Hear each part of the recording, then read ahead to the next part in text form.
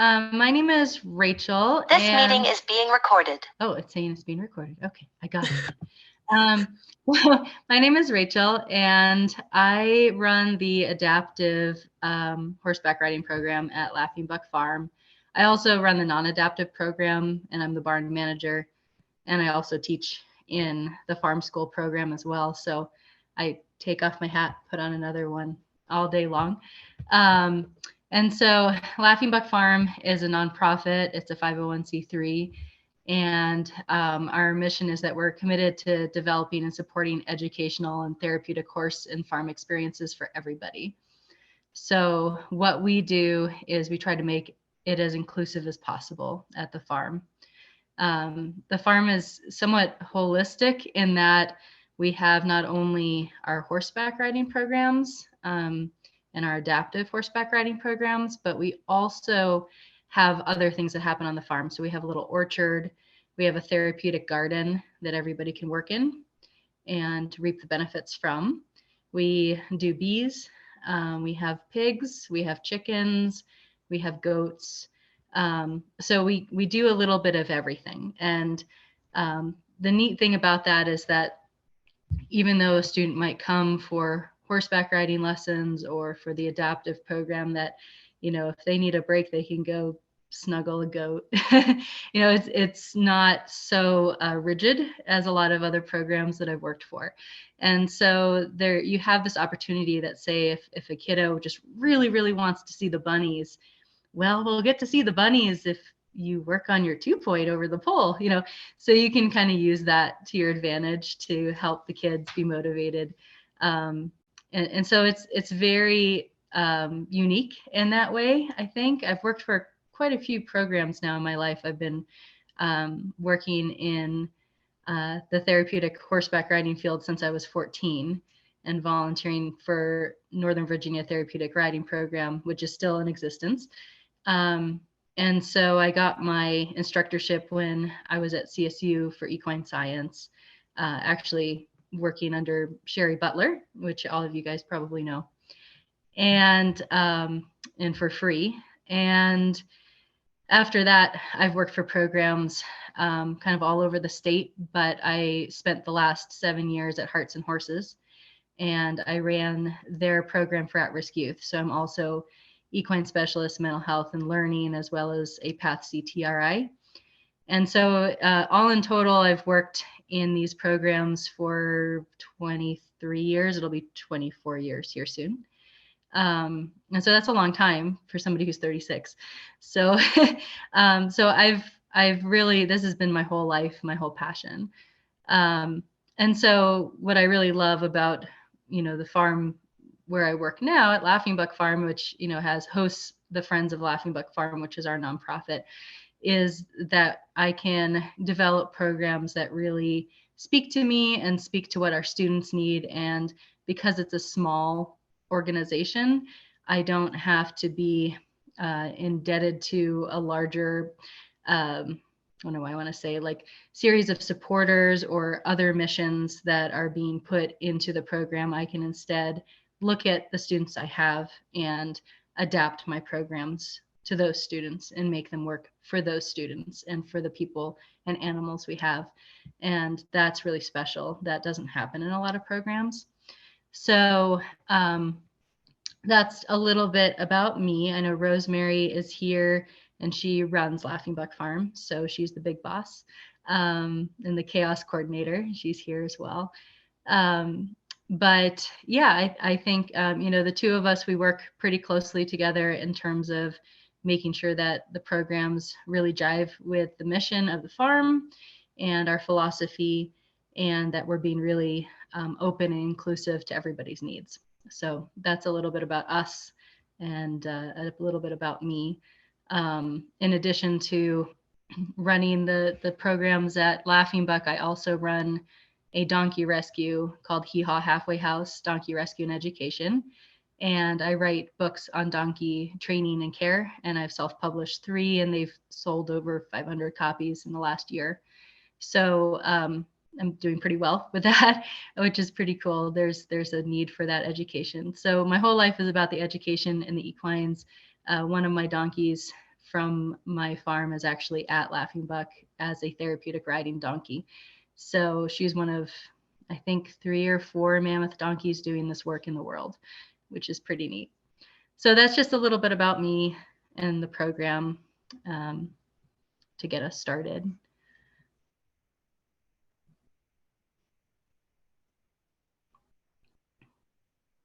All right, thank you so much. I know Rosemary's here. Maybe do you want to say some stuff about Laughing Buck and with your experience before we move on, or?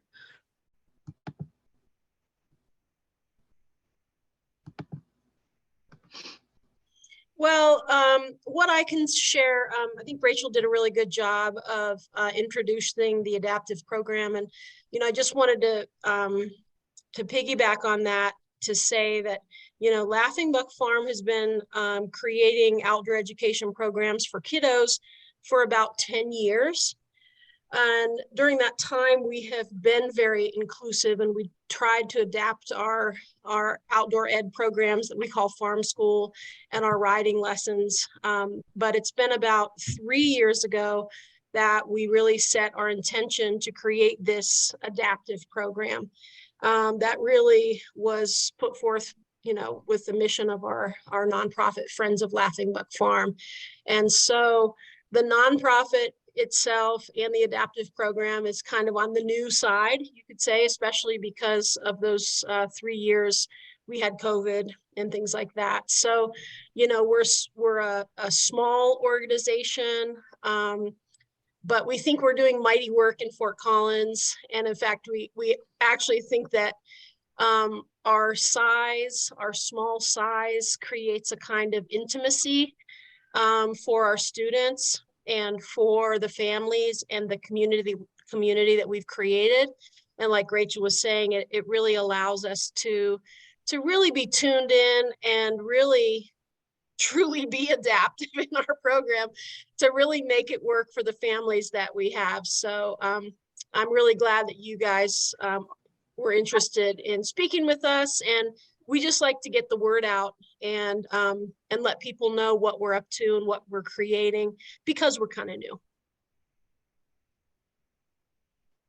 Yeah, I was gonna say, even like strictly just off your social media presence for Laughing Buck Farm and Friends of Laughing Buck Farm, like the kind of interactions that I see on there are way different than what I see from a lot of therapeutic riding facilities. And I think that just speaks to the kind of environment that you create, like when you actually create a community space versus, you have a clientele, they show up, they do whatever they're doing, and then they go home. I think that creating that community, especially when you're having programs where you want to get kids out and about or maybe socialized or work on something in their health, I think that's super important.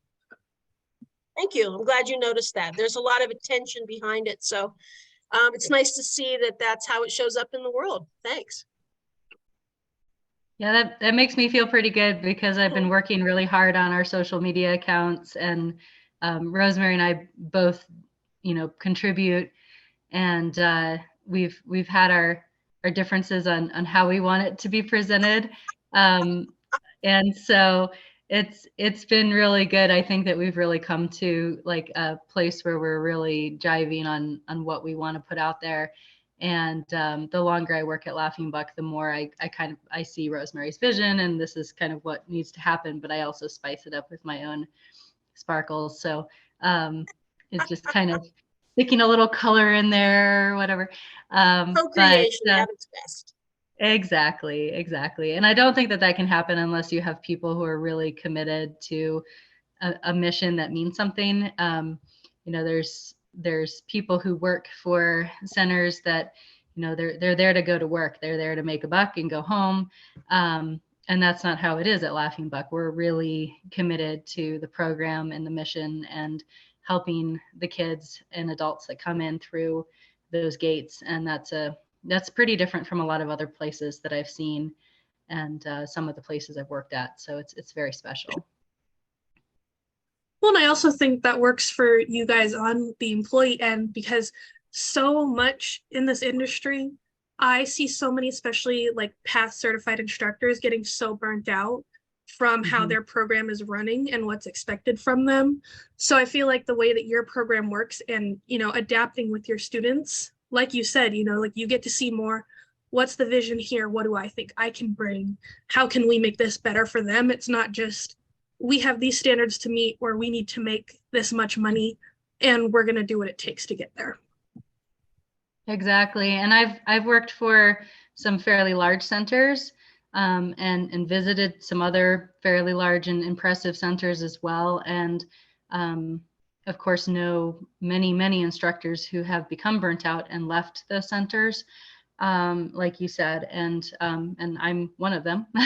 And I really found new life at Laughing Buck. I don't think I'd still be doing this work if I hadn't found Laughing Buck, honestly. I'd done it my whole life. It was always something that was very meaningful to me.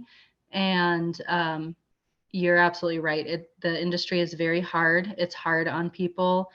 You do get burnout from compassion fatigue, as well as from poorly run programming, and administrators who don't really understand what's going on the ground. And so I'm sure everybody's always doing their best in every program that they can possibly do. However, the small and intimate programs that we have at Laughing Buck really are amazing because we can do what we need to do to make it work. And one of the things I told Rosemary when I first started working at Laughing Buck and taking over these programs from Alex, who started them, is I don't like things that are stressy. If it stresses me out, I don't want to do it. And obviously, some of the things that we do in the horse world are going to be stressful. There's going to be stressful situations anyway. We're putting students and volunteers and equines together, and sometimes things happen. That's the nature of the business, and that's takes enough coordination and mental capacity itself to. I cannot come to work stressed. That just doesn't work. And I don't want to be for my students or my volunteers. So it's really neat that I can come to work in an environment that I enjoy and I love and that I've helped create, so that it's something that I want to be in. And I hope that my students are seeing that and the volunteers are seeing that, because I do think it rubs off on everybody and makes for a really nice work environment for everybody involved. Yeah. So I know that I have definitely been deep diving your website and social media. So I definitely have questions about certain programs, but before I go and blab and take everything over, I want to open it up if anyone else has anything they want to say first, and then if not, I can start going on my questions and we can go from there. I'm good with you starting questions unless Rosemary or anybody else wants to pitch in. I'm okay. Okay.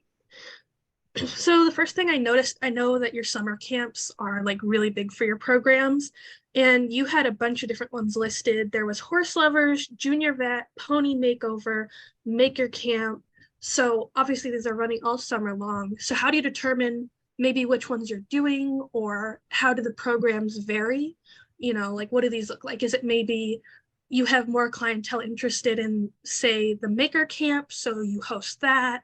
Or you kind of just pick a camp that you feel that you can do and then see how much interest you get? Or what's your process for these camps and how do they differ?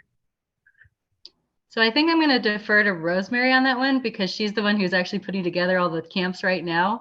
But generally we put together the camp schedule and kids will, or their families will sign the kids up.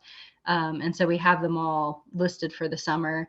If they were really popular last year, we might do more of a particular camp, but the horse camps are really, really special. And we actually are doing a camp that was focused on working with kids with autism this summer. So I'm going to let Rosemary explain that, because we do have a co-creator coming in on that one.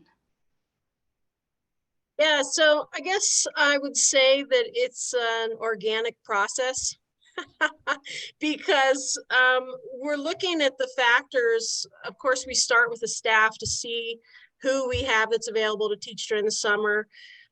We also look at our equines, right? Because our therapeutic program is ongoing throughout the summer. So, we know that the horses are going to be used for, for those programs, and we want them to stay fresh and used in that way.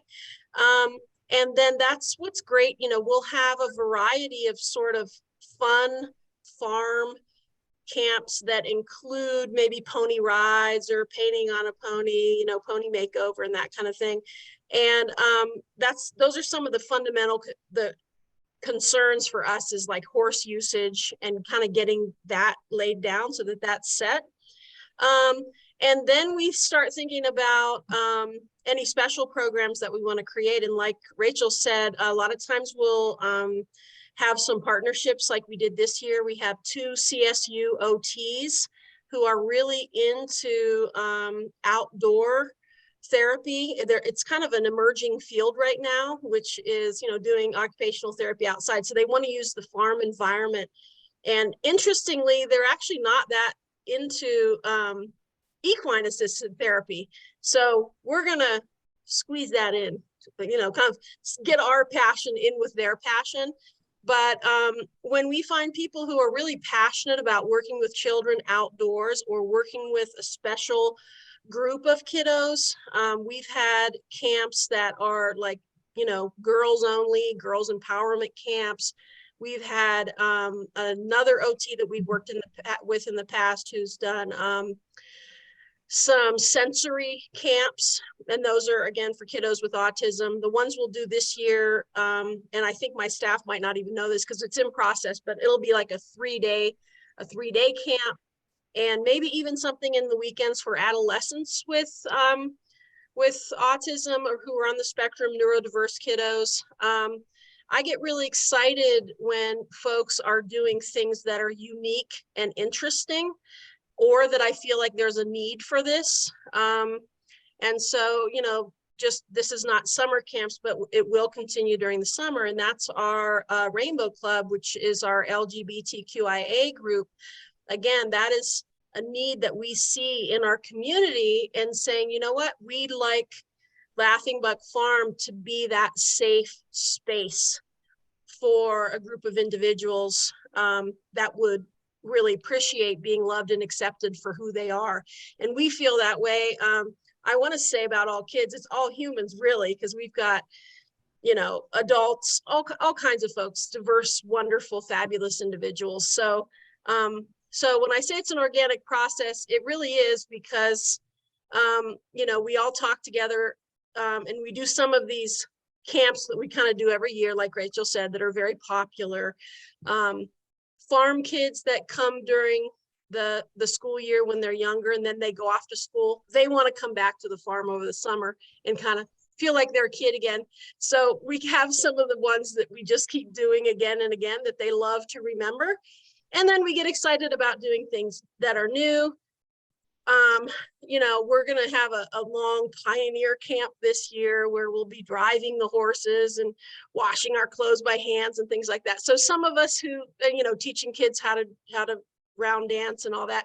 So what we love is that we get to create these things as a community of instructors, things we're excited about, that we're passionate about. So it keeps it from getting too stale. I've been doing this for 10 years, and you can see, I still get very excited about it. And because it's wonderful to have that freedom of creativity to come up with something new that really fits with something that you want to share with the world. And I just have to say that I'm delighted that Fort Collins seems to love what we do because they really love our offerings, and we love sharing it. So it's just so nice. So that's my long answer to say it's an organic process. Yeah, no, I definitely can see that, because that's what I kind of figured looking at it. I'm like, a lot of this was probably also trial and error, seeing like we have an idea, how's that going to go? And then obviously, since you're all about adapting for the clients, probably different concerns have had to been taken into account for different students and all of that. So yep. And we do have, just to add, once a week, we offer a camp that is an inclusive camp. So that one, it is not really, doesn't involve much in the way of using the horses or the equines, but it's specifically taught by PATH certified instructors or teachers with special ed background. And so always just try to make sure that we're offering something and creating an opportunity for kiddos that just might kind of wonder, gosh, is there a place for me at a camp in Fort Collins? So we try to keep those openings there as well. Yeah. So I was also wondering, talking about PATH certified instructors and all of that, how did that choice look for you? Because we've talked to facilities both who, are very strong on their, like, we love PATH, we wanted to do PATH standards for everything, to ones who haven't really sought out PATH accreditation for whatever their reasons were. So how did that thought process look for you as far as, do I want to become a PATH accredited facility? Do I want PATH accredited, teachers? How did that look for you? Like, what made you determine, yes, I like having PATH certified people here? Is it okay if I jump in on that, Rachel? Mm-hmm. Yeah, so for me, I come from a background of working with kiddos in 4-H as a 4-H instructor, right? And a 4-H leader. And the reason why this is related is because I'm used to working with children and horses for years. And so for me, the farm is on my property, right? And this is a small program. I am in love with these children and their safety is paramount, okay? Now we're talking about kiddos, adults with disabilities. So for me, the reason that I really wanted to go the PATH route for our therapeutic program was safety and standards. All right. So to me, I want the binder. I do not maintain my PATH accreditation, but I've done the training. But I do want my instructors to be PATH certified. I think that validates the program and lets people know that it's not just, and it's okay to just do the best you can. But I just want us all to have the PATH standards for our organization, for our facilities. And so really safety was the bottom line. And I just don't think you can overdo it in that. But because we also have, we have a lot of other things going on that we can be flexible, but then when it comes to our offerings of adaptive and therapeutic riding lessons, like, yep, then we're going to follow the PATH standards, if that makes sense, if that answers your question. Yeah, and if I can jump in a little bit, Rosemary and I have had discussions about accrediting the center itself or the program itself. And we haven't decided to at this time. And part of the reason is because I do want a little bit more flexibility, even though I've worked in PATH programs and all of them have been accredited up until now. This is the first one I've been in that's a member center, but not hasn't gone through accreditation. And I find that the longer I've been with PATH, even though the rules and the safety procedures are something that I live religiously by, I don't appreciate some of the restrictions. And in the program that we're running, I feel like there is a value in not having as many restrictions. And even though my classes they're by the book PATH, right? I can bend a little bit of what I do, I feel like, and I feel like it just gives me a chance to say, that's not working. Let's try something else. And so long as I feel like it's safe, and safety has always been at the top of my list. So not that happens very often, but I also just feel like, as an organization, PATH has changed a little bit over the years. And I think it's still an amazing organization, but I also don't agree with everything. And so I like the flexibility to say, hey, we're at the top of our game safety wise, and I can make a decision on my own and choices about what I want to do. And I really appreciate that flexibility, basically. Yeah, I think that's definitely kind of the consensus I've heard from facilities that haven't maybe pursued PATH or pursued like certain parts of PATH certification is usually that like we have our own standards and we just, like we care about safety, we care about this, that, and the other. But, at a certain point, we want to be able to set that and not, have it kind of come back on us for no reason. The one thing I have heard in favor of PATH certification sometimes is like, especially when it comes to adaptive riding programs, is sometimes people are using that as part of like their healthcare plan. And so it might be something that they may or may not have covered by their health insurance. And so sometimes that's why they do pursue either like a PATH accredited center or something, is because maybe if they do it that way, it gets covered versus not. So I know that you guys have like scholarship funds that you do for certain families if they, like wouldn't be able to get in otherwise. So has that also been kind of something that you've mentioned in your discussions, or has that not really been maybe an issue for your clientele? Our clientele, we've just started having a few people ask about whether they can get covered through other programs. Having coverage through something like health insurance is pretty new as far as I can tell for any sort of PATH center. Even the premier PATH centers have struggled with getting that through. I know that we're getting some funding. Rosemary, you can jump in, but I can't remember where we're getting funding from for my student Thursday mornings. Yeah, that's Foothills Gateway. So we do get, we do qualify.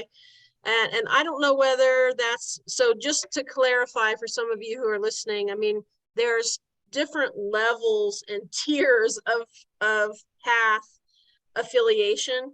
And so we're a PATH member center. So we've gone through some of the basics, and then there's an accreditation, and then there's a premier. So even at our level, I know that we can receive funding, and we have from Foothills Gateway. And then I'm not sure yet about Medicaid and things like that, but we haven't seen it as too much of a problem, because we also have the scholarships available and we're able to fundraise for that. Yeah, that was the only reason I asked, because the first PATH facility I worked for, they just like never had that issue. It wasn't even something they ever thought about. But I know I started having some discussions like in CSU's programs, and they had mentioned that, like some insurances kind of cover it, but it's kind of you like really have to find a loophole in it somewhere for equine therapy, just because it is, in the sphere of like healthcare insurance and coverage and all of that. It is fairly new, even if equine therapeutic riding has existed in some form for a few decades now. Yeah, what I recall from being at Hearts and Horses is that they were only, before I left, I believe they were only able to cover their hippotherapy, so their therapeutic service or therapy services, because there was an OT involved. And that was the only reason that any health insurance would cover it. So I don't know that they were really, I mean, I know they were getting other funding from other programs, kind of like the same programs that we get some funding from for students. And they also had a scholarship program as well, but kind of in the same boat, unless it's changed, which it may have. I think it has actually. So, within the last year, I believe that something has passed that equine assisted therapy or adaptive therapy can be covered by insurance. I think we're just kind of catching up with that law that passed, but I believe it has changed, which should help us and other centers. Yeah. So another program, I actually hadn't heard of this one until I saw it on your website, and I was really interested, was the Alternative Cooperative Education with Poudre School District. Which all I really know is that it kind of can help with like transitioning for special needs students in the district, like high school level. So how did you guys get involved with that? What does that process typically look like? Rachel, is it okay if I share? Yeah, so this is another Rosemary question. Although I've worked with several of those interns students, they're awesome. But yeah, that's a Rosemary question. Yeah, well, for some of you who are watching, you know, this really started with Allison. Allison was a kiddo who took riding lessons at the farm since she was about 8 years old. And as she moved through the Poudre School District with her IEP and, you know, got to her senior year and started looking for internships and things like that, she asked, hey, how about an internship at the farm? And that's when I learned about the ACE program. And it's actually really robust with the whole Poudre School District, and basically trying to give seniors, or what they call super seniors, that support in transitioning from school to future career. And so, gosh, we've been having ACE students probably for about the last 4 years. And what that looks like is, you know, they get dropped off oftentimes 4 days a week. The bus brings them to the farm.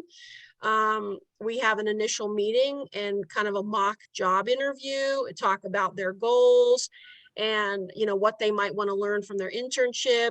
And, you know, it's not like they're all really into horses or that they're all headed for a career in farming or being riding instructors or anything like that. But it's wonderful because they get to practice showing up to work on time, getting a task done, following instructions, asking for clarification, working as a team, advocating for themselves, lots of great communication and resilience for showing up, you know, regardless of the weather and things like that. And, you know, some of them really do hit it off, and we end up hiring them to help with summer camps. And the other thing, just to let you know, and you probably know this already, is the ACE program supports kiddos who are seniors or super seniors. After the ACE program, or after they really have graduated, then they can go to Cooper Home. Cooper Home is also affiliated with the school district, and those are for slightly older kiddos. They are also looking for internships or extra support. And so we support Cooper Home groups coming to the farm as well. And we've just hired, you know, one of those kiddos, that's Gavin, right? So he interned for a while, and then we've hired him 1 day a week. So sometimes they do end up being farmers, the ones that are really into working with horses. But, you know, our mission is education, and we love mentoring these folks, these individuals, and they add so much to our community because they show up for work and they end up talking with our younger kids, and they just bring their personalities and their awesome, quirky little ways. I mean, all of us just learn from one another. And so we love that, that we get the opportunity to work with them and support them as well. So one of my favorite things is when we have either ACE interns or Cooper Home folks come out, and they're oftentimes young adults or older adults with obvious disabilities. And we have our farm school kids that come out and they're like, I love people with disabilities. Can I go talk to them? You know, we have these kids that just are really passionate about wanting to connect with these folks that come out to help. And there's an age difference. There's just a lot of differences between these kids and these folks. And it's just so neat that they're working side by side and enjoying being farmers together. And they're all, oh, you know, I really love Haas the goat. Oh, he's my favorite too. Oh, do you like to rub Lass the donkey's ears? Let me show you where. You know, they're just very, they all mesh together so well. And I think that that's really important for everybody involved to have that community and connection.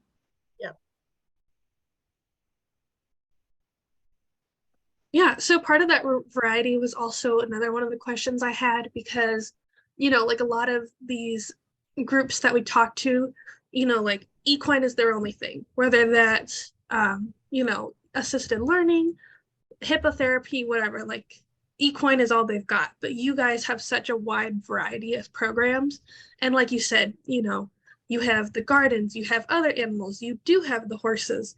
So in terms of management, especially with Rachel having experience in more like traditional or maybe larger programs and then coming to this. Have you had like any issues with the managing of so many different things? And especially like I know, Rosemary, you said this is on your property. So then that also adds to it of like having a separate facility versus, you know, like this is 24/7 my life because it's on my property. Like I get to, you know, I see these animals and I see a lot of people all the time. So how has that been different for management? Because especially if you have volunteers joining, you know, like in a typical adaptive riding program, it's like, okay, we teach you to be a horse walker or a horse leader, a side walker, or maybe you just, you know, hang out in the back and do more like muck stalls, feed, all of that. But you've definitely got a lot more going on. So how do you balance that between we have these older you know, students coming in, we have young kids coming in, we have volunteers, we have instructors. How do you kind of make sure everyone has a place and kind of keep it all straight? Well, there's a reason I call Rosemary a chaos coordinator. She sort of coordinates it all, but I think, like she said, with a lot of other things, it happens pretty organically. It's never been a big issue. I feel like really, because my adaptive riding programs are happening at specific times of the day, of the week, and we don't schedule other things during that time just because we don't want to distract the horses and the students. You know, our farm school kids are coming at a different time of day. The interns might overlap with that, but they're awesome and everybody says hi. And it's not, you know, I've worked in a lot of programs where it's like, this is your focus. This is your class. This is what you must do. And then at Laughing Buck, it's just, oh, okay, intern showed up. Hey, we're in the middle of the class. Let's all ride over and say hi. Oh, is that Ladybug you're riding? Cool. I love her. And the kid will be like, oh, can I show you what I can do with her? You know, so we allow that to happen. It doesn't have to be this very strict, you know, by the book. You know, it can be much more organic. And I feel more human than a lot of places that I've worked. I don't really feel like it ends up being an issue, except the one time that a gate didn't get closed and we ended up with baby pigs running around the garden, which is right next to our arena. And I had to get, oh, it was really good. All my students understood how to do emergency dismounts. We had practiced that. Fortunately, it wasn't during an adaptive lesson. It was a non-adaptive lesson with more advanced students, but they all were like, we are going to emergency dismount now. Great. Okay. As all the horses. But, you know, besides something like that happening, which doesn't happen often, you know, it's not really an issue, honestly. And I have a background in working with all of the animals that are at the farm in terms of I've had pigs, I have chickens. Currently, I've had goats. I used to pack goats up in the mountains and drive them actually in cart. And so, you know, the different animals don't really faze me at all. I enjoy having all of them there and having them be part of what we do. So. Do you know roughly how many, like how much acreage you have, and then how many of like everything you have, like horses, goats, everything? Like, how does that work out numbers wise for you? Do you know? Yeah, Rosemary. I've got about 8 acres. I usually have between 1 and 3 pigs, sometimes up to 4, but depending on whether we have piglets or whether they're off to the market.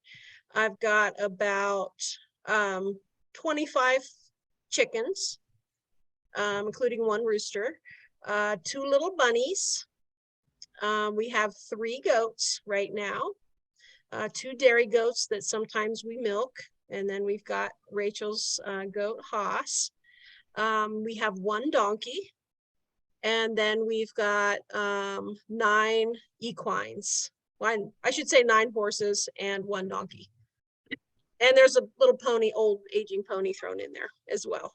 So, and you know, among those, we've got a couple horses that are boarders with us. And then, you know, we use about 7 for our program. I own 4. And then we've got a few others that we lease for our lessons. And, you know, I mean, when I heard you describing all the things that we had going on, I was like, boy, that sounds complicated, all those volunteers. But like Rachel said, it doesn't feel that way. And I will say that it does take a certain personality that would enjoy having that many moving parts. Because I have had friends who also own property, farm or horse, and they were like, oh my gosh, you've got these people, they're in your garden, they're volunteers, here they're coming to get eggs. I mean, but when I feel that, and I think many who are a part of the farm community, it may seem like a lot, but it actually just feels like community. So it has a warm feeling. And the folks who are there, they're there because they care about the animals, or they care about their riders, or they love horses, or maybe they're passionate about being in the garden. And so they're kind of doing their thing, but we all kind of share the same heart, and it doesn't feel stressful. Now, if you ask my husband that question, he might give you a different answer, but for me, it's working great. But no, I think it may seem like there's a lot going on, and there is, but like Rachel said, it feels pretty smooth.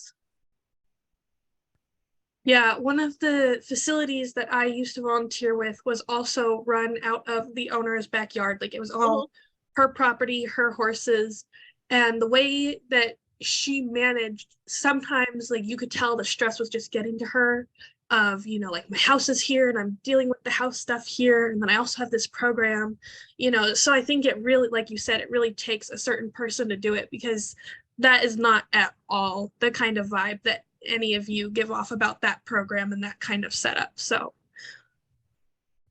well, and I think a big part of it too is understanding boundaries. So I think that we all work together in terms of, like, you know, our time and our space, and making sure that we're getting things done, but also making sure that we both respect others' boundaries and also preserve our own. And so we all give each other grace around that. I think we're very good at that.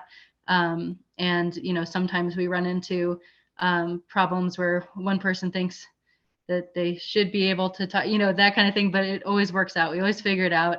And it's always a learning. And that's the thing that is neat about the farm, is that, you know, the way Rosemary thinks about things is that, you know, it's a learning, right? So anytime something happens that needs to be fixed, or something needs to happen, instead of shying away from it or getting embarrassed or having a big problem or somebody talking behind somebody's back, instead of that, it's, we're going to work on it together. We're going to face it. And it's part of our learning as humans. And we're always learning, doesn't matter how old we are. And what I love about that is that gives everybody room for growth, and it allows people to be themselves, and allows us to be human, which I think a lot of programs don't have that. And it makes it so that you feel like you can't, you know, breathe or be yourself or make a mistake. And at Laughing Buck Farm, it's like, yeah, we all make mistakes. You know, the kids make mistakes. We make mistakes. We admit when we make mistakes in front of the kids to show them it's okay to make mistakes. Like, oops, I did that. Oh, that wasn't good. What did I do there that wasn't right? Let's make this a learning. So we never push things under the rug. We always deal with them up front. And I think that that's really important for the health of a program. Absolutely. of course. So actually, something that kind of came up as we were talking about all the animals, that was another thing that struck me as like super unique about your program. I know that some like organizations I've seen that use more of the farm learning, like I've seen, oh, we have, you know, like goats or cows that we collect some milk from, or like maybe we have some eggs that we collect and sell.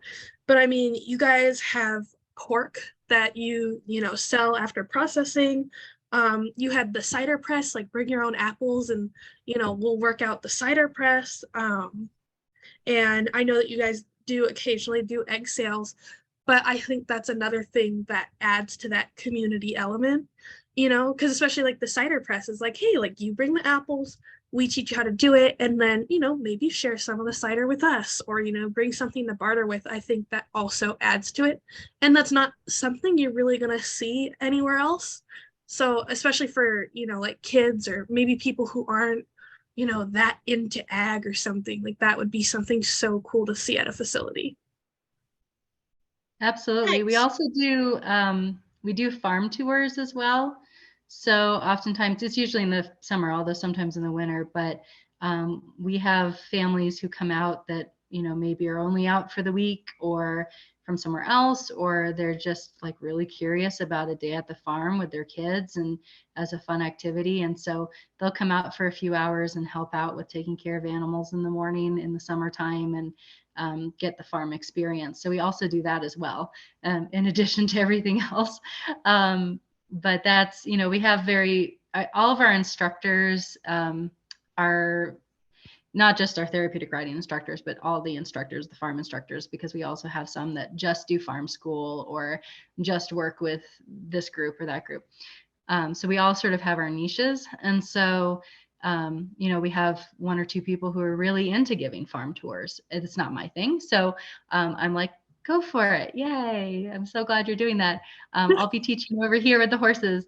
But it's so neat that they're doing that. And then they can bring the folks by and be like, hey, look at the lesson going on. And my student can be like, sweet, can I show you my posting trot? Like, so it's neat because, it's like, oh, look, we got an audience for a little bit. Let's show off. You can do that even better, I bet. So you just sort of use it, whatever's going on, you just work with it and do it.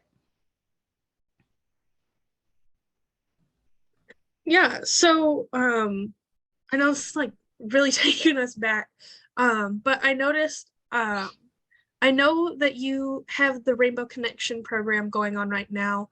And then I know you used to do the Engender one. And I know they both have to do with, like younger LGBTQ kids.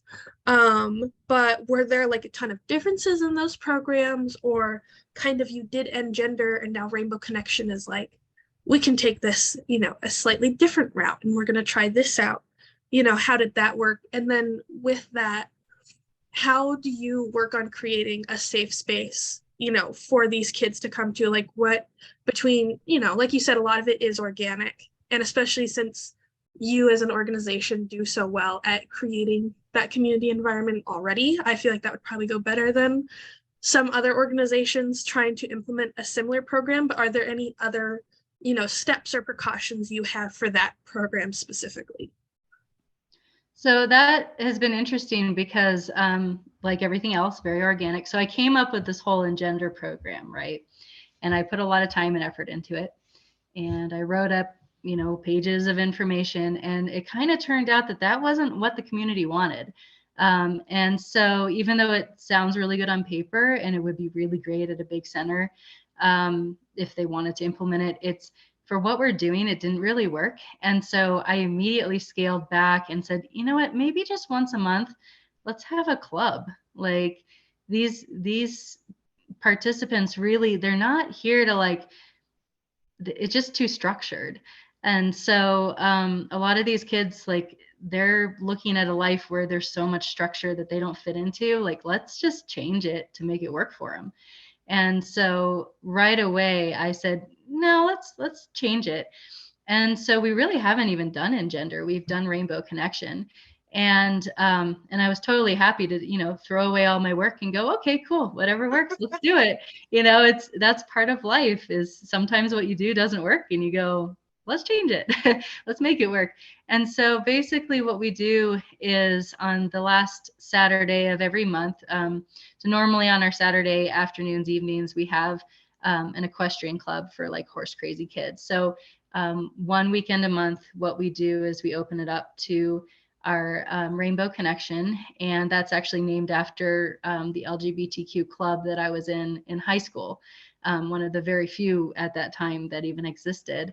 Was very rare to see a club like that in high school or in any schools in the nation. And I got lucky that I was at a arts school, so that's how it fit in. But that's what I named it after. Of course, it's rain, as in rains, rainbow instead of rainbow. Anyway, I thought it was very clever, but I like puns. So anyway, once a month we meet, and it's open to any kids. I believe our age is 12 to 18, but we'd bend that a little if there's a 19-year-old that wants to join, or an 11-year-old that really knows who they are, they really want to be part of this, that's fine. And basically it just is, I tried to make it just chill. It's just a time to chill with the equines. It's time to learn. We do some riding. We do a lot of grooming. We do some like getting to know you stuff. It's not even so much about sexual identity or really even talking about any LGBTQ issues necessarily, unless it comes up. So really it's just for kids that are like-minded in the same community, who feel like, maybe like Rosemary said, like, is there a place for me? And a place where they don't have to explain themselves. Basically, there's no pressure. So we tend to have like some folks that will come like every month, and then others that might only come, a couple of times, or drop in and go, yeah, maybe not for me, or whatever it is. But my hope is that some connections are made. So one kid gets to know another kid, and maybe they find somebody that, they can be friends with, or even that maybe that kid's having a rough month, and that's just the thing that kind of lifts them up for a bit. That's all I'm looking for. So at this point, it's not as structured as I had originally planned. It's more like everything else, organic, and it really just whoever shows up and whatever they need, that's what we're going to do. So if they seem like, man, I'm nervous around horses, I've never been around horses, but I really want to, I'll pair them with somebody in the program that I know is really into our horses, knows them well, and is very chill to help them out. And, they just get to meet a new friend that's helpful.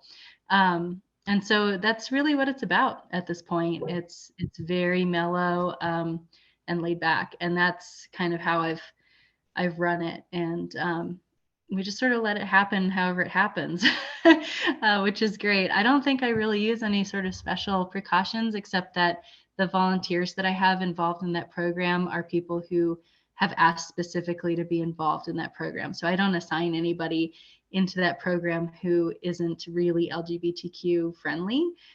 Somebody who's, I actually have more volunteers than students who want to be involved. They're just so excited about helping out these kids. I'm like, we need more kids for this number of volunteers who want to help. So that's really cool, actually, that we have so many adults that are like, we love this community. We want to help this community. We want to be supportive of them. And that just gives me so much hope, but for the world. But it's neat because it doesn't need to be anything.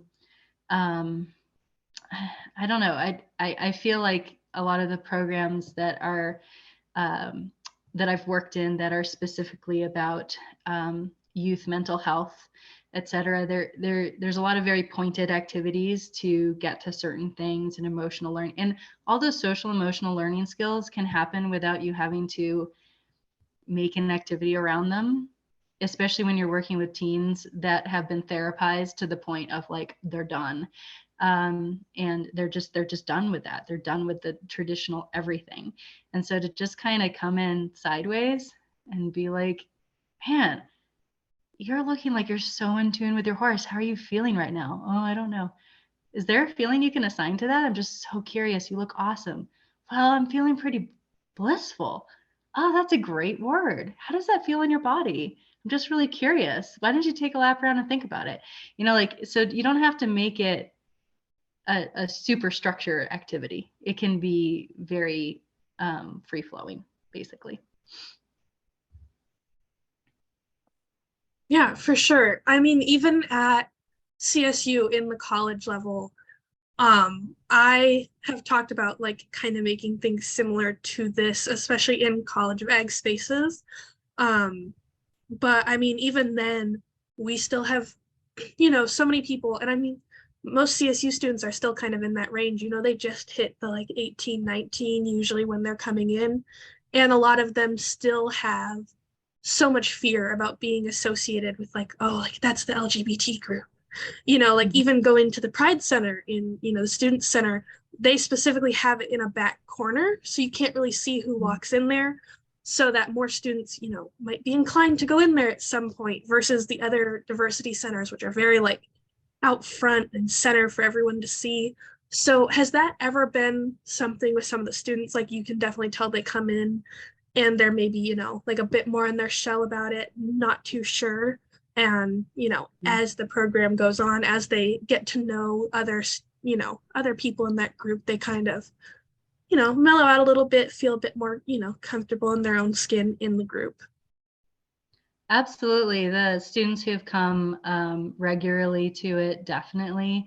I did have one student that I'm hoping will come back this year that was there last year, who was so shy. And I put them with my donkey Lass, the mammoth donkey, because she's just really snuggly. Like it's hard not to snuggle her. And she really brings people out of their shell. She's not intimidating in any way. And so it was interesting because by the third or fourth time that student came, they were really like actually talking to me, and I said, well, are you interested in trying a horse at some point? No, I don't want to. I want Lass. And Lass can be kind of hard to ride, actually, even though she's super snuggly on the ground. And this student like rocked it, like beyond my expectations, was so good with her. And they weren't really an equestrian beforehand. They didn't know anything. So they had no preconceived notions of how it should be. And I think that kind of helped. Because oftentimes the real horsey kids are like, she's really hard. I'm like, well, she takes slightly different direction, but just like, these kids be neurodiverse, this donkey is like a neurodiverse equine, right? Different than thinking than horses. And so she got along really well with this kiddo. And it was just really neat to see that connection blossom. And as soon as that connected, it was like, the student was never really a talkative kiddo to begin with, but actually willing to share and actually willing to talk, which was very cool to see them come out of their shell. But the thing that I really think is important about this program, even though we're starting small with it, is that we are in the ag sector doing things for LGBTQ youth. And I've had pushback on that within several different communities. And especially in this area, even as I don't know, as friendly as Fort Collins is, posting in groups to recruit students or volunteers in the wider community, people get nasty with me sometimes. I mean, and I've actually made our advertisements a little bit more obnoxiously rainbowy, just to kind of poke the bear a little, because I'm kind of a little, I like, oh, does that annoy you? Anyway, but because I'm just at the point where I'm like, this shouldn't be an issue. This should not be an issue ever in a million years. Nobody should even care. Everyone should just be okay with everybody. Like it just, to me, it blows my mind that people even care so much to say something nasty. And so, so I have had some pushback on it, and that just tells me I'm doing something right. I'm doing something that's needed. In the ag community, there is no space for LGBTQ anything. And I feel like for us to create that, and I know that a lot of centers won't, because they're scared to. They're scared that it will push away their bigger donors. And so I feel like what we're doing is brave, and I think that it's really needed. So I'm really proud to be part of that and to be starting it. And even if it's starting small, that's fine. I mean, I just feel like it needs to happen, and it'll become bigger, and it'll become something that other centers or programs see and go, hey, that's really cool. Maybe we should do that. And even if the only thing it does is help one kiddo or help one other program be brave enough to do it, I've achieved my goal, right? So just kind of trying to get it out there. So you can tell I'm very passionate about it because these kiddos are the most at risk out of all of the at-risk youth, statistically, and that's That's just a fact. And I want the rates of, suicide to go down. And I feel like, you got to start at the ground level and working with kids. And like I said, even if there's a kid who's not an equestrian who comes to the group and goes, hey, there's a place for me somewhere. That's cool. That's like, we've achieved our goal, right? So that's really important to me. Yeah, I really want to acknowledge you, Rachel, because when Rachel was initially interested in the position of working in our adaptive program and being the program director, she mentioned this idea of creating something for the LGBTQ community, and I was so excited about that. And really, that's your vision, Rachel, and I love that we can do that here. And we have had pushback on the outdoor ed side. I've had families leave farm school. I mean, not necessarily because of that program, but in all of our programs, it's just, we'll accept you for who you are. And so if a kid says, hey, I'd like to use they, them pronouns, could you all use they, them pronouns? Then I say, absolutely yes, right? So that's in any program that we have. And we're passionate about that level of affirmation and that level of acceptance. And so we've had families that say, nope, not the reason why we're homeschooling is so that we don't have to encounter this kind of conversation. And so I think it's important to accept and affirm kiddos. And I love that we can show that we show up that way, especially with that program, so that folks know that those are really important values to us.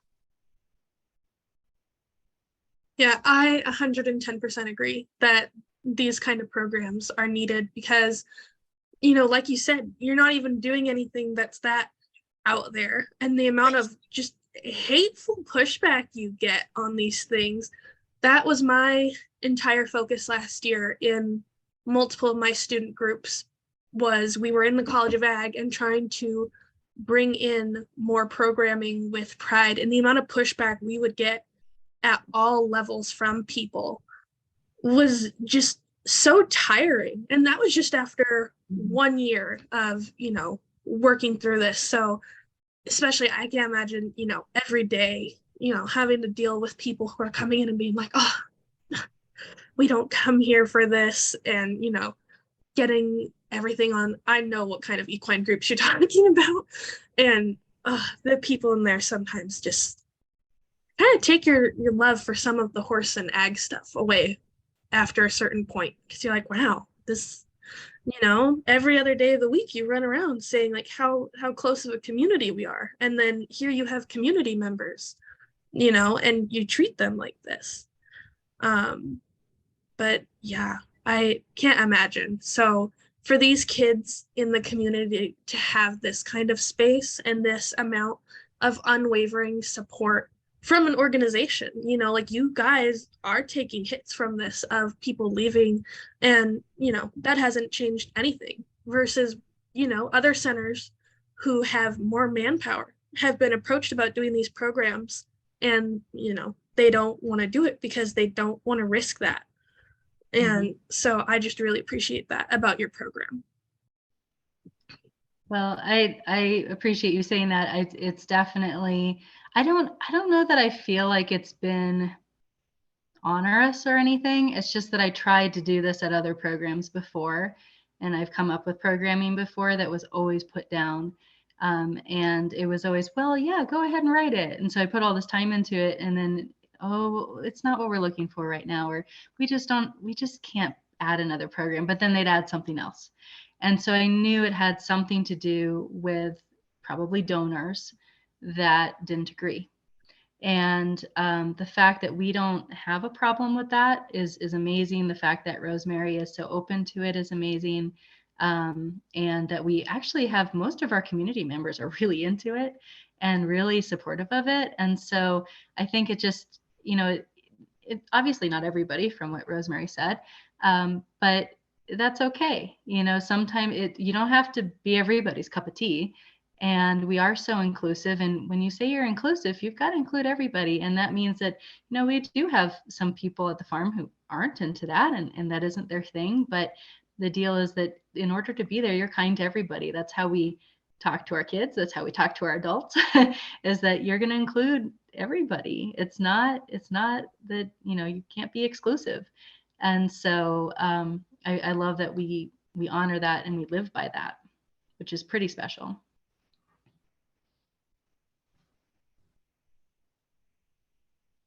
All right. Well, I think that's a pretty good note to end on. It's just after 7, so I just want to be conscious of everyone's time. So if anyone has, you know, any other questions, comments they want to make, I'll let you all do that. But if not, we can go ahead and wrap it up here. I think I'm good. Yeah, thank you so much, Alexis, for the invitation to speak to your group. And it's been a really good conversation here, and really loved your sharing as well. And thank you, Rachel. Yeah, thank you guys. I want to mention you didn't talk about the cat. We have 2 cats or 3 cats and a dog. The kids love it. The kids love the cats. I mean, They do. they love the cats. So Thank You forgot Fanny. the giving garden and the bee box if we're going to really get into Oh, every that's right. 20,000 bees, give or take 1,000. and hummingbirds. I have to say, I did mention the bees very early on, but I don't think Yes, you April was did. part of the conversation there. Yes. I did include the bees. Yes. Thank you for that, for the clarification.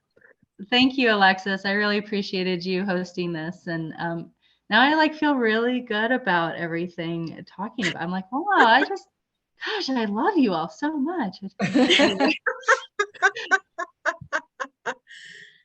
Yeah, thank you so much to both of you for taking time out of your day to do this. I was really glad that we got to hear from you, and the conversations today were some of the most insightful that we've had. So I really appreciate it. Yeah, thank you so much. Thank you. All right. Thanks. Good night, Bye. everyone.